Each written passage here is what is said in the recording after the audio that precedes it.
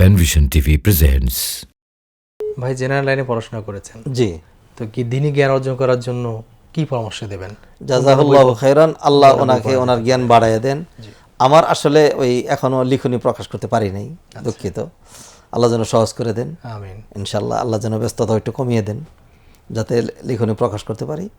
আমি বই আপনাকে আসার সম্ভাবনা জি আছে আপনার? জি তৈরি হচ্ছে আমি আপনাকে সাজেস্ট করব, আপনি আপনার বাড়িতে রিয়াদুস সালেহিন জি। বঙ্গানুবাদ সহ আছে, এটা রাখবেন। এর ভিতরে পূর্ণাঙ্গ সমস্ত কিছু আছে, অনেক রিয়াদুস হাদিস সালেহিন আছে এর মধ্যে। অনেক হাদিস আছে। জীবনের একটা ঘনিষ্ঠ তাফসীর related গ্রন্থ রাখবেন, যেগুলো চলে তাফসীর আসছে। গ্রন্থ রাখবেন, কোরআন পড়বেন তাফসীর সহ, অর্থ সহ।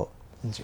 এরপরে প্রয়াত শেখ ডক্টর আব্দুল্লাহ জাহাঙ্গীর, ওনার বেশ কিছু বই আছে, এলাউ সুনান সহ, পুরা ইহয়া সুনান, জি জি, হাদিসে নামে জালিয়াত, সমস্ত রাহে বেলায়াত, এই সমস্ত বইগুলো যদি রাখেন, এর ভিতরে আমি পড়ে দেখেছি জ্ঞান ভর্তি। সুবহানাল্লাহ।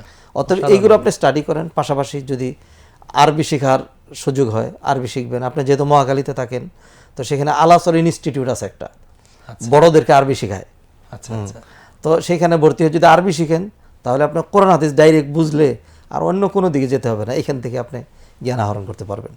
আল্লাহ আপনার জ্ঞান বাড়িয়ে দেন। আমিন।